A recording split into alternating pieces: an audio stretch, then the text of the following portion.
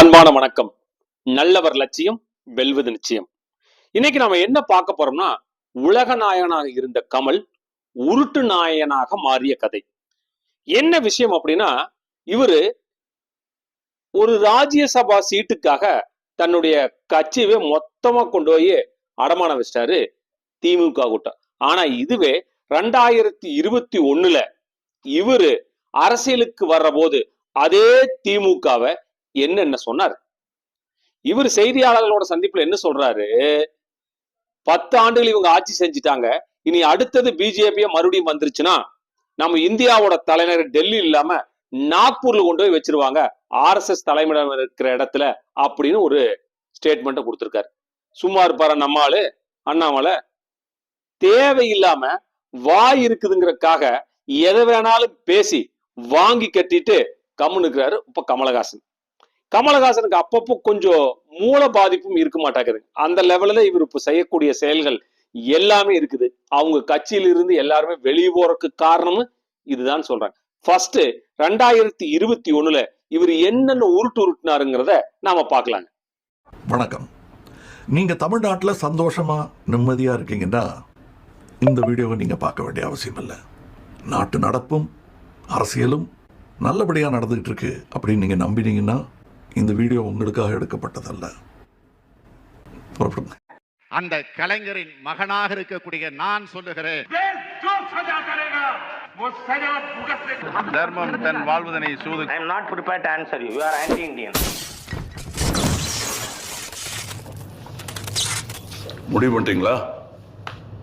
யாருக்கு ஓட்டு போட போறீங்க? குடும்ப அரசியல்ங்கிற பேர்ல நாட்டையே குழி தோண்டி புதைச்சாங்களே அவங்களுக்கா? மொத்த அரசாங்கமும் சேர்ந்து நீட் தேர்வுங்கிற பேர்ல ஒரு பொண்ணை கொண்டாங்களே அந்த பொண்ணோட அப்பா அம்மாட்ட கேட்டு பாருங்க. அவங்க சொல்லுவாங்க யாருக்கு போடக்கூடாதுன்னு. நாட்டை ஆள்ற தகுதியே இல்லாத தலைமை இருக்கிற இந்த நாட்டுல அதை தட்டி கேட்கிற ஒருத்தனா ஒருத்தனா கேட்கிறேன், யாருக்கு ஏன் ஓட்டு போட போறீங்க? இப்படி தன்மானமா இருந்த கமலஹாசன் ஒரே ஒரு ராஜ்யசபா சீட்டுக்காக தன்னுடைய தன்மானத்தையே மொத்தமா விட்டுட்டு போய் அங்க சேர்ந்துட்டார் திமுகவில். ஆனா இவரு 2021 தோத்த போது இவரை விட்டு போனவங்க எல்லாம் துரோகிகள் அப்படிங்கிற பத்தி சொன்னார். இந்த வீடியோவையுமே பார்த்துடலாங்க. இந்த தேர்தலில் நான் போட்டியிடுவதாக இல்லை, என் கட்சியும் எப்படித்தான். ஆனால் இந்த கூட்டணிக்கு எங்களுடைய எல்லா ஒத்துழைப்பும் இருக்கும். இது பதவிக்கான விஷயமே அல்ல, நாட்டுக்கான விஷயம் என்பதனால் நான் எங்கு கை குலுக்க வேண்டுமோ அங்கு கை குலுக்கிறேன். மக்கள் நீதி மய்யம் கட்சியிலிருந்து விலகியுள்ள மகேந்திரன் ஒரு துரோகி என அக்கட்சியின் நிறுவன தலைவர் கமல்ஹாசன் குற்றம் சாட்டி, தோல்வியின் போது கூடாரத்தை பீத்து கொண்டு ஓடும் கோழைகளை பற்றி ஒருபோதும் கவலைப்படுவது கிடையாது என தமது அறிக்கையில் கமல்ஹாசன் தெரிவித்துள்ளார். இப்படி வீர ஆவேசம் பேசிட்டு இருந்த கமலஹாசன் திடீர்னு போய் திமுகவில் சேர்ந்துட்டு பிஜேபி பத்தி தப்பா பேசினா சும்மா இருப்பாரு அண்ணாமலை? தேவையில்லாம இந்தியாவோட தலைநகர் டெல்லியை கொண்டு போய் நாக்பூரா மாத்தினாலும் மாத்திடுவாங்க அப்படின்னு கமலஹாசன் ஒரு செய்தியாளர் சந்திப்புல பேசியிருக்காரு. அதே செய்தியாளர் சந்திப்புல கேட்டிருக்காங்க. இப்படி கமலஹாசன் சொல்றாரு, இதுக்கு நீங்க என்ன பதில் சொல்றீங்க அப்படின்னு அண்ணாமலை கேட்ட போது அண்ணாமலை அவர்கள் கொடுத்த அதிரடி பதில் தான் இது. அதையும் பார்த்துலாம். மத்திய அரசாங்கம் முயற்சி செய்யுது, அதனால தயவு செய்து பிஜேபிக்கு ஓட்டு போட்டுறாங்கன்னு சொல்லி கமலஹாசனுடைய பிரச்சாரம். ரெண்டு பிரெயினுமே, லெஃப்ட் பிரெயின் ரைட் பிரெயின் ரெண்டுமே ஃபங்க்ஷன் ஆகுதா? சுயநலவோட தான் இருக்காங்களா? சரியா சாப்பிட்றாங்களா அப்படின்னு பார்த்து மருத்துவ ஆலோசனை கமலஹாசன் ஐயா கொடுக்கணும். நல்ல ஒரு சைக்காட்டிஸ்ட கூட்டிட்டு போய் நல்ல மருத்துவ ஆலோசனை கமலஹாசன் அவங்களுக்கு கொடுக்கணும். எப்படி இந்தியாவுடைய கேபிட்டல் நாக்பூருக்கு மாற்ற முடியும்? எப்படி மாற்ற முடியும்? நீங்களே லாஜிக்கலா சொல்லுங்க, எப்படி மாற்ற முடியும்? இந்தியாவுடைய winter capital, summer capital Chennai கொண்டு வாங்க, நான் அதை ஏத்துக்கிறேன். சென்னைக்கு ஒரு கேபிட்டலை கொண்டு வாங்க, சவுத்து கொண்டு வாங்க. ஆனால் கமலஹாசன் அவர்கள் எங்கேயோ இருந்துட்டு இன்னைக்கு நாக்பூர்ல RSS ஆபீஸ் இருக்கு, அதனால நாக்பூருக்கு இந்தியாவுடைய கேபிட்டல் போயிடும். கமலஹாசன் அவர்கள் should get his head examined.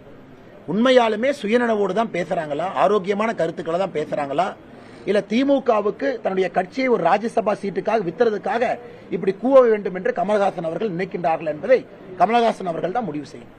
என்ன விஷயம்னா, கமலஹாசன் நினைச்சிட்டாரு நாம என்ன பேசினாலும் மக்கள் ஏத்துக்குவாங்க, நாம என்ன சொன்னாலும் மக்கள் கேட்பாங்க அப்படின்னு. அதெல்லாம் அந்த காலம். இது சோசியல் மீடியா காலம். நாம என்ன செஞ்சோமோ அதைய உடனுக்குடனே மக்கள் கிட்ட எல்லாமே போய் சேர்த்தக்கூடிய ஒரு மிகப்பெரிய விஷயமா தான் சோசியல் மீடியா இருக்குது. அப்போ நாம ஓட்டு போடக்கூடிய நாம தான் நம்மளுடைய ஒரு நல்ல தலைவர் தேர்ந்தெடுக்கிறோம் அப்படிங்கிற மிக மிக தெளிவான விஷயத்தில் இருக்கணும். பணம் கொடுக்குறாங்க, கொடுக்கல, வாங்குறோம், வாங்கல அப்படிங்கறதெல்லாம் அப்புறம்.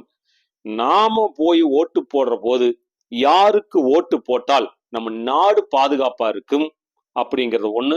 அதுக்கப்புறம் மக்களோட தேவைகள் எல்லாமே நிறைவேறும் அப்படிங்கிற 2.